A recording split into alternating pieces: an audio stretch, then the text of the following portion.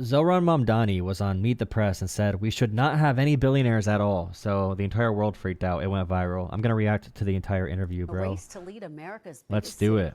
33-year-old Democratic Socialist and New York State Assemblyman Zohran. He's really good at politics, by the way. He's really good. He's a generational talent. He's got it, bro. He's got it. His answers are smooth. His rebuttals are really clear and concise. He's going to be around for a long time.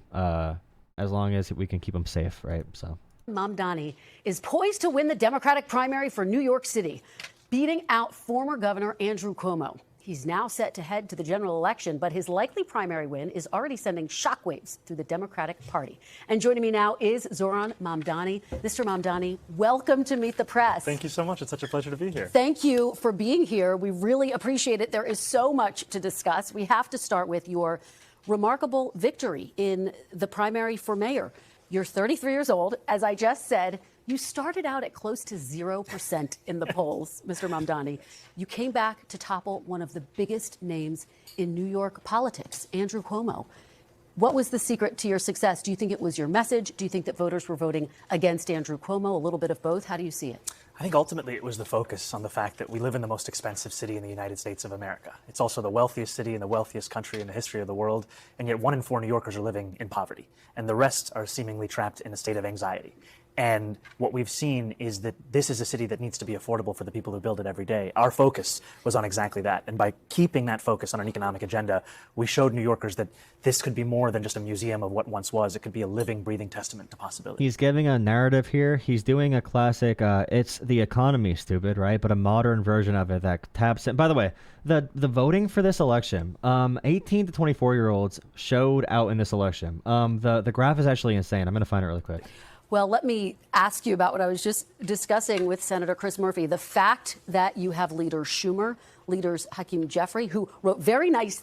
Okay, this is crazy. The fact 18 to 24 voted more than 60 to 40 and like 75 to 79 combined is historic. This is insane. We've never seen it jump like this. I'm pretty sure in the 2021 primary, it was like 30,000 from 18 to 24 came out to vote. Over 100,000 18 to 24 voters came out to vote in New York City. This is a crazy increase, unprecedented. It's actually, oh my. Things about your victory said you'd won a very strong campaign, have not endorsed you. Congresswoman Alexandria Ocasio-Cortez has endorsed you. Do you think Look, the Democratic this is the establishment is difference. afraid of you? I think that people are catching up. 2021, to this election. 2025. This is an election that went against so much of the analysis that had been told about our party and where we needed to head to. And ultimately, what we're showing is that by putting working people first, by returning to the roots of the Democratic Party, we actually have a path out of this moment where we're facing authoritarianism in Washington, D.C. Well, let's talk about your policies, your vision for this city. Here are some of the things you've proposed. Free buses, Someone said Schumer rent pisses you stabilized. off. Well, yeah, Schumer and Hakeem Jeffries are paid by the same people that fund campaigns like Andrew Cuomo and also Donald Trump. They're paid off by Mark Andreessen and a bunch of other like tech billionaires and all the finance billionaires, and they are beholden to those interests. And them leading the party, we have to just not care. We have to bypass them and do our own thing because they suck. Housing, a $30 And they minimum just suck wage, in general. creation of city-owned grocery stores. It's a very long list of Even proposals. if they So weren't let me bought ask you, off, if you all were right? to be Even if they weren't bought elected off, the they next would mayor still of New suck. York, what would your All right, day they would one still suck. priority be? The first thing is living up to these promises that I've made, because I've made them because I intend to keep them. And in a city of about 8.5 million people, close to 2.5 million New Yorkers live in rent-stabilized housing. The mayor, through a board called the Rent Guidelines Board, sets whether or not those rents increase or stay the same. The previous mayoral administration froze the rent 3 times. This one, led by Mayor Adams, increased it by 9%. So the first thing that I would do is start to constitute a board that votes in reflection of reality. And the reality I'm speaking of is that the median household income of those tenants is $60,000 a year. The landlords of those units have seen their profits increase by 12%. It's time for relief for working class New Yorkers. Okay, well, of course, the big question is how are you going to pay for it? You've proposed increasing taxes on wealthier New Yorkers. The Democratic. I've seen her talk to Donald Trump on like 20 different occasions. She has never asked him a real question in her life, bro. She has kissed the ring so many times. It's annoying to watch her ask actual questions because she shows she can do it. But the whole like, how are you going to pay for this thing?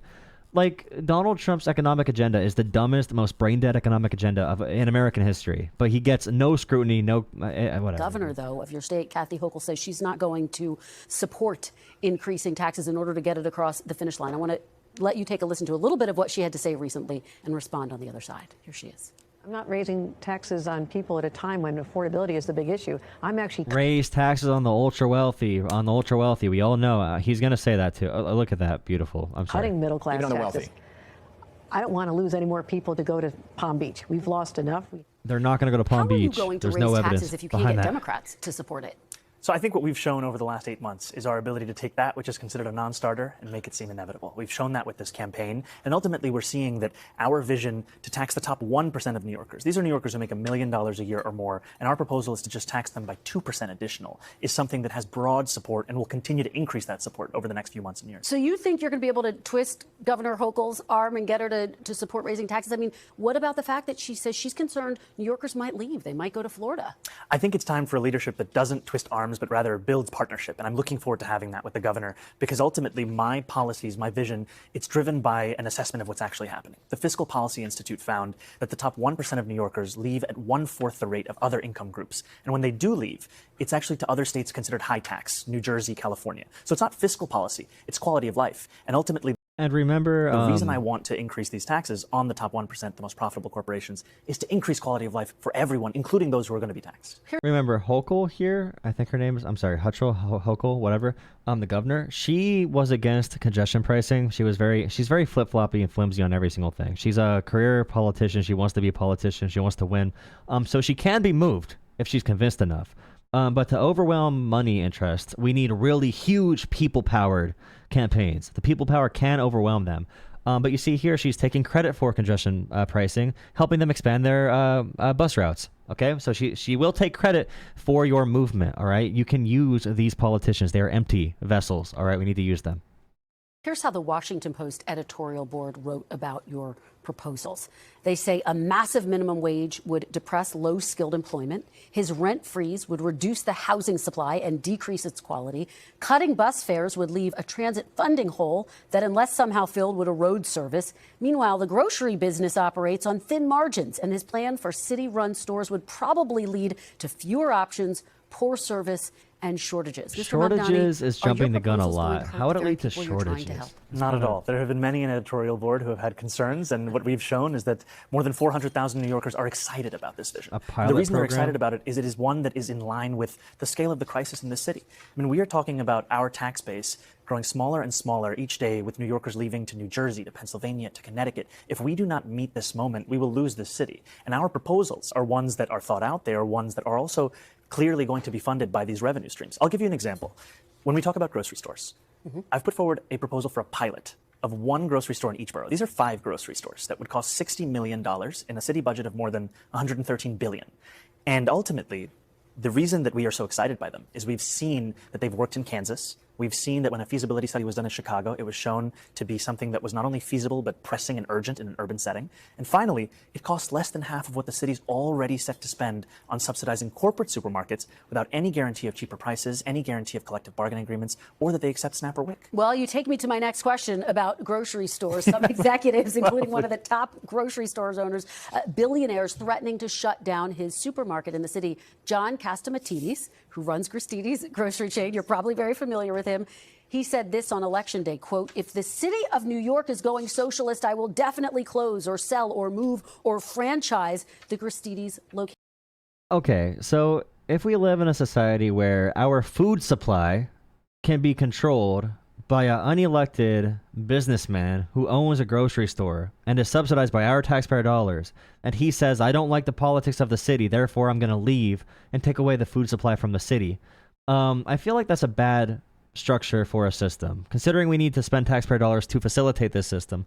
This guy being insane and saying we could just like franchise or sell or move locations or whatever, it's crazy to live in a system where these CEOs are unelected leaders of society. They're mini dictators of their private equity and their private their assets and their businesses. Okay, we have to remember that wealth is power. That's why it's bad to have inequality economically. Economic inequality is not only bad because of poverty. Okay, poverty is bad, but safety and freedom is under attack when too few people have too much money, because that means they have too much power.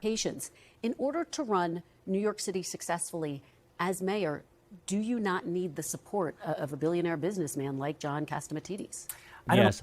We need to not care about any other person in New York City except that one person who owns a grocery store. Yes, that's a perfect way for a system to run. Awesome. Do you not need the support Thank you, Meet the of Press. a billionaire businessman like John Catsimatidis? I don't know if I need his support specifically, but I want to make clear that my vision for this city is a vision for every single New Yorker, including business leaders across the city. And the reason I say that is that my proposals, even the ones to increase the top corporate tax rate of New York to match that of New Jersey, are ones that would also benefit those business leaders. Because when I have conversations with them, what I also hear is the just how expensive this city is preventing them from attracting and retaining the talent they need to grow their business. And ultimately, I'm looking forward to having those meetings, having those sit-downs to make clear why this vision would benefit all. We went on your website and realized there's a policy proposal that says your plan, and I'm going to quote it for folks, is to shift the tax burden from overtaxed homeowners in the outer boroughs to more expensive homes in richer and whiter neighborhoods. Whoever wrote this policy, by the way, get them out of there. All right. We do not need this description. All right. I don't want to talk about this is the worst way. I don't want to hear about whiteness in these policies. I want to talk about economic issues, okay? Because the social justice framework that you see in colleges is not going to work in the real world, all right? Get this out of here. I know he's going to have a good answer here, but still. In the outer boroughs, the wider neighborhoods, more expensive homes. It's true. The wider neighborhoods have more money and more expensive homes. It's a feasible economic policy, what he wants to do here. But don't use the phrasing white neighborhoods, obviously. In richer and whiter neighborhoods. Bad Explain politics, why bad. you're bringing race into your tax proposal. That is just a description of what we see right now. It's not driven by race. It's more of an assessment of what neighborhoods are being undertaxed versus overtaxed. We've seen time and again that this is a property tax system that is inequitable. It's one that actually... Remember, it's true that it's going to tax wider areas because the white people have more of the money, all right, because of systemic reasons, all right? But Americans don't care about the truth, all right? They care about what sounds happy to their brains. Eric Adams ran on saying that he would change in the first 100 days. He's since sought to defend it and lost at every juncture in court. And I understand you're saying we're simply describing the types of neighborhoods that would see these increase in taxes, and yet by invoking race, do you run the risk of potentially alienating key constituents? I think I'm just naming things as they are. And ultimately, the thing that motivates me in this is to create a system of fairness. It is not to work backwards from a racial assessment of neighborhoods or our city. Rather, it's to ensure that we actually have an equal playing field. And right now, what we see with the property tax system is one that is overtaxing a number of New Yorkers and undertaxing others, and an inability of political will to resolve that. So no plans to change that language on your website? The focus here is to actually ensure a fair property tax system, and that the use of that language is just an assessment of the neighborhood. All right. You are a self-described democratic socialist. Do you think that billionaires have a right to exist? I don't think that we should have billionaires because, frankly, it is so much money in a moment of such inequality. And ultimately, what we need more of is equality across our city and across our state and across our country. And I look forward to work with everyone, including billionaires, to make a city that is fairer for all of them. Well, I love seeing all the cucks in chat who say, like, if there's no billionaires, how are you going to be motivated to work in the morning? It's like, bro, you make $20,000 a year, all right? If you made $1 million a year, you would not become a billionaire before you died. You'd have to make, you realize you'd have to make like $10 million a year to be a billionaire. You'd have to make more because of spending the money, reinvesting the money, paying taxes. You'd have to make 20 something million dollars a year to have a chance of being a billionaire. And you're like, how are you going to be motivated to work hard if you can't be a billionaire?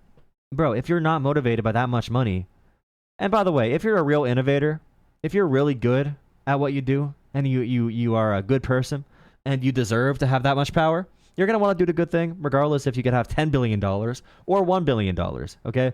I'm not saying we're going to get rid of billionaires. That's never going to happen. But if you're ideologically opposed to the concept of there should not be any billionaires for power reasons, in the same way, and there should be no billionaires, all right? In the same way there should be no kings.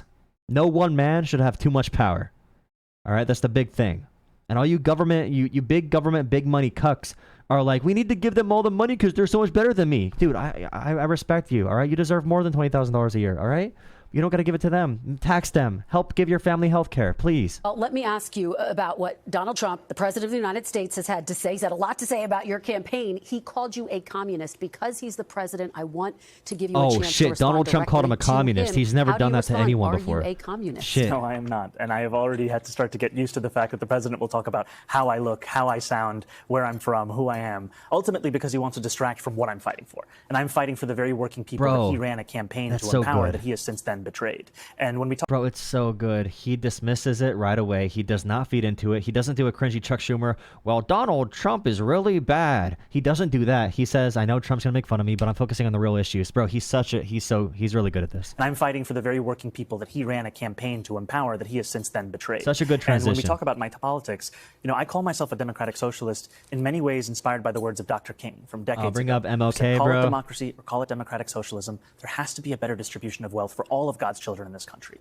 And as income inequality Bring up God as well. declined nationwide, it has increased in New York City. And Income ultimately, inequality. what we need is a city where every single person can thrive. All right. Even Kanye West agrees. No one man should have all that power. The song Power by Kanye, even Kanye West agrees, and he's insane, right? Stay right there. We are going to take a quick break. More of our exclusive. It's such a good, you have to realize how good of a response this really Talk is. about my politics.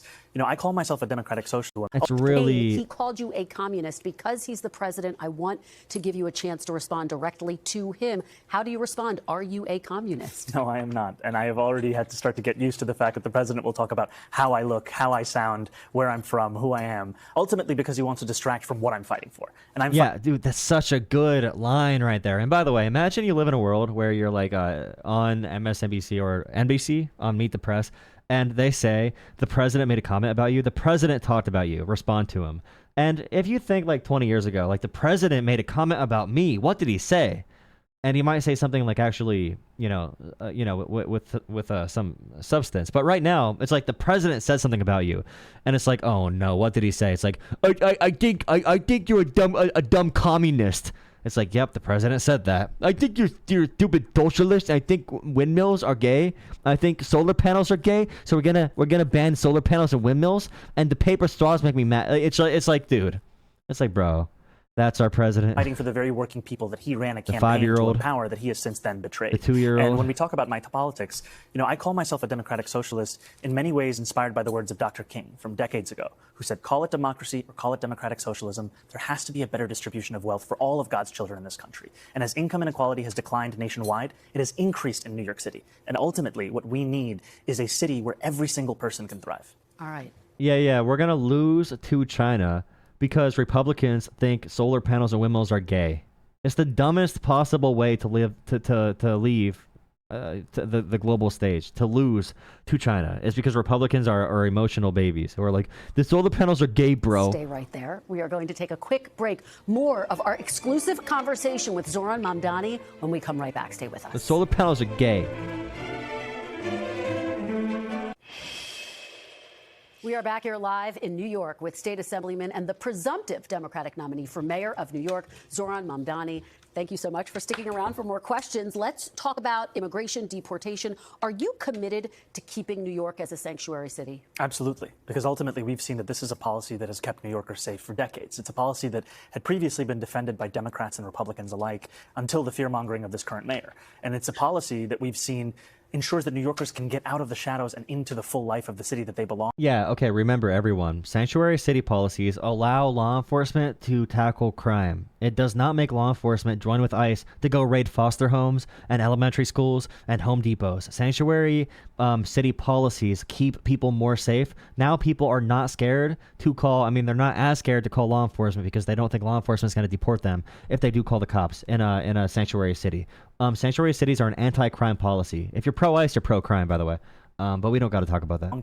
And it's one that I will be proud to stand up for. Well, the border czar, Tom Homan, The has borders said are. that I can't believe we got to say dumb shit like borders are. The borders are, bro. We got to say such dumb shit because of MAGA, dude. is planning to The borders are was talking about the big beautiful bill, and he said about how Donald Trump said the windmills are gay, and we got to get rid of the windmills because the windmills are gay and the solar panels are gay too, and they're really stupid and gay, and we had to remove them so we could get more oil from the Gulf of America. Like, that's a dumbass conversation MAGA makes us have right now, bro.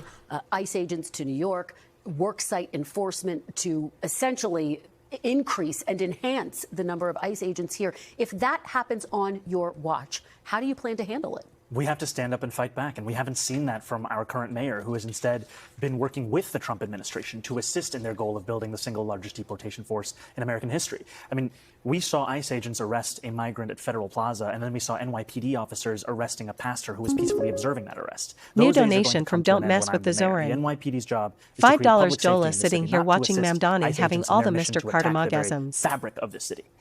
I want to talk about the historic nature of your candidacy. Thank you, Sprig. Thank you, Sprig, for talking about the Zohran momgasms. Thank If you. you were to win, you would become the first Muslim mayor of New York City. Along the way, throughout the course of this primary campaign, you Thank have you, Sprig. received I know it's Sprig. I death don't gotta threats. look. You've received all sorts of attacks online. Congressman Andy Ogles called for you to be deported, for example, because you were born in Uganda. He also issued an Islamophobic epithet, which I am not going to repeat. Yo, listen. Okay. Add this to the dumbass conversations MAGA forces us to have, all right? Here. But what type of toll has this taken on you personally and on your family? It's been difficult. It's been difficult to have to deal with the regular and repeated smears and slander upon my name and on the very basis of my faith. And I think what's so sad is that this is but a glimpse into what life is like for many Muslim New Yorkers and many New Yorkers of different faiths who are constantly being told that they don't belong in the city and in this country that they love. And ultimately, what continues to give me hope is that these moments are but small examples, something that goes against what so many New Yorkers actually feel. Because what we know is that this is a city for all of us. And what Tuesday night showed is that what New Yorkers want more than anything is a vision that binds us all together. I want to ask you about an issue that has divided some New Yorkers in recent weeks. You were recently asked about the term globalize the intifada, if it makes you uncomfortable. In that moment, you did not condemn the phrase. Now, just so folks understand, it's a phrase that many people hear as a call to violence against Jews. There's been a lot of attention on this issue. So I want to give you an opportunity to respond here and now. Do you condemn that phrase, globalize the intifada?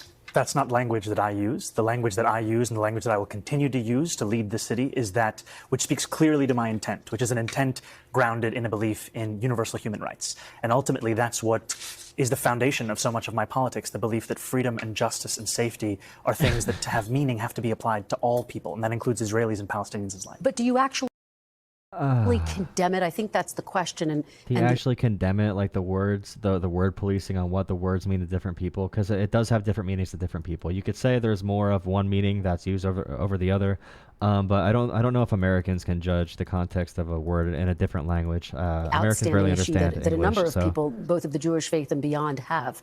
Do you? Well, I mean, Mamdani's main supporter, Brad Lander, the top Jewish elected official in the city, already talked about this with him on Colbert. But all the Democrats apparently have not seen any of that at all. They need to keep on attacking Zohran over this topic. But condemn that phase, globalize the intifada, which a lot of people hear as a call to violence against a lot Jews. of people. I've heard from many Jewish New Yorkers who have shared their concerns with me, especially in light of the horrific attacks that we saw in Washington, D.C. and in Boulder, Colorado, about this moment of anti-Semitism in our country and in our city. And I've heard those fears and I've had those conversations, and ultimately they are part and parcel of why in my campaign I've put forward a commitment to increase funding for anti-hate crime programming by 800%. I don't believe that the role of the mayor is to police speech in the manner especially of that of Donald Trump, who has put one New Yorker in jail who's just returned to his family, Mahmoud Khalil, for True, bro. The U.S. president is attacking people for thought crimes, and we're that very supposed crime of speech. Ultimately, what I think I need to show is the ability to not only talk about something, but to tackle it and to make clear that there's no room for anti-Semitism in this city. And we have to root out that bigotry, and ultimately we do that through the actions, and that is the mayor I will be, one that No, but Zohran. But what about what she said, you said? All right, I know you never said that, but what about what she said, you said? All right, what about what Chuck Schumer said, you said, or what Hakeem Jeffries said, you said, or about what Eric Swalwell said, you said, or about what Kirsten Gillibrand said, you said? Like, I know you never said it, but can you disavow the thing you never said? lives up to that commitment through the work that I do. But quickly, for the people who care about the language and who feel really concerned by that phrase, why not just condemn it? My concern is to start to walk down the line of language and making clear what language I believe is permissible or impermissible takes me into a place similar to that of the president, who is looking to do those very kinds of things, putting people in jail for writing an op-ed, putting them in jail for protesting. Ultimately, it's not language that I use. It's language I understand there are concerns about. And what I will do is showcase my vision for the city through my words and my actions. Let me ask you broadly, your surprise Like if there was a word like rebellion, like the whiskey rebellion or revolution or uprising in English, which I'm pretty sure is what intifada translates to, and it was a very near thing that just happened, and there were like multiple intifadas. One was considered more of a revolution, one was considered more of a massacre, right? If that was the same thing in English, like would we be calling every person that calls for a revolution or a rebellion or an uprising, would we say they are calling for violence? It really depends on context, who's saying it, why they're saying it. And Zohran never said it. What they're asking for is for him to outright say whoever talks about intifada, which is again a word in a different language. They want him to disavow the things other people are saying he supports, which is really hard to do and really hard to unequivocally say, because it is a way of saying bend the knee to us. Like bend the knee. We know you don't want to like come to us on this topic, and you don't want to outright just say this is an evil word and whoever said it is evil. Like they want him to bend the knee on this very badly, though. And I'm sure people have different relationships to it. I'm sure people have very negative connotations of intifada, right? And I don't really have very strong feelings towards it because I think it's just complicated. If someone uses it in a violent way, you could easily tell. If some college students chant it and don't know what it is, then that's stupid. If college students do know what it is and they mean it in a bad way, it's really about like, I do agree with the idea of like I don't want to get into the realm of language policing or talking about which words are acceptable or which words are not acceptable, because the translation of this word does not literally mean we should be killing all Jewish people, and that's what they're saying. They're saying essentially when they say condemn the term or the word intifada. They're essentially saying, do you condemn the killing of all Jewish people? But he's like, that's not how I would ever use that word, or anyone that I know would use that word. So I can't say I condemn just like a word. That's what I think. That's what he's saying, at least. Victory has some progressive Democrats saying, boy, you may have determined the model for the Democratic Party nationally in this moment.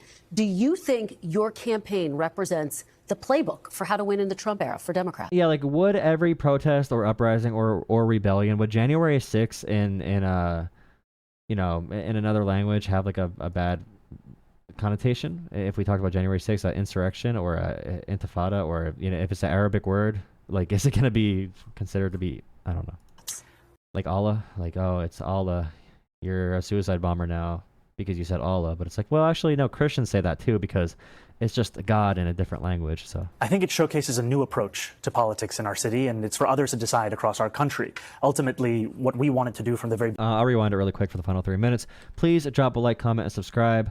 I'll take some phone calls. I need likes on the stream, though. I have 35 likes. I need at least 45 or 50 to take calls. Please drop a like and call into the show in a few minutes. Appreciate you for joining me. It's the playbook for how to win in the Trump era for Democrats.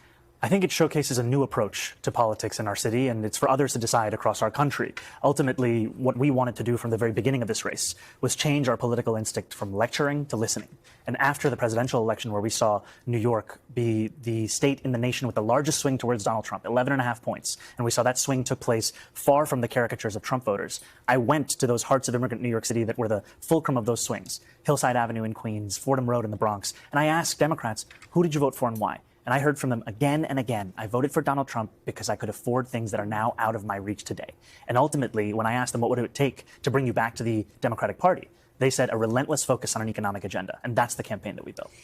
Do you think that your apparent victory is a sign that there is an appetite for young progressives like a Congresswoman Alexandria Ocasio-Cortez to run for president in 2028? It's an honor to be endorsed by Congresswoman Ocasio-Cortez and to have been represented by her for so many years, because she's showcased so much of what we're trying to do in this campaign. The ability to not only stand up and fight, but also to win. And ultimately, what people want to see is someone who doesn't just believe in something, but can deliver on those things. And now, especially more than ever, we need to be a party that's not just against Donald Trump, but also for something. And our campaign was for working people, for bringing dignity back into those lives. And that's what the Congresswoman has showed time and again. I can't let you go without doing a little bit of local politics. Please. So Mayor Eric Adams already in the general election as an independent candidate. We're waiting to see if Andrew Cuomo officially throws his hat into the ring. Do you think you can win if the two of them are in the race? Can you beat both of them? Absolutely. We can beat anyone that's in this race, because what we've shown is that this is a campaign that has the support of more than 400,000 New Yorkers. Okay, typical campaign lines. One phrase for comparison for globalized intifada would be American first or America first. All right. America first was popularly said by the KKK. That was a #1 neo-Nazi KKK rally cry. America first. All right. America first was a #1 slogan for the KKK. Now, if you want to say every single person that says America first is a member of the KKK, then you can. So I could say, well, when the KKK said America first, they meant they want America to be a white ethno state where all the black and brown people and people from other ethnic backgrounds and people that spoke other languages were kicked out. All right. And I'll say anyone that says American first, anyone that says America first is therefore KKK. And you'll say, no, I mean something different when I say America first. And I'll say, yeah, that's what they mean when they talk about intifada or something. Like, okay, well, some people can say things that have different meanings.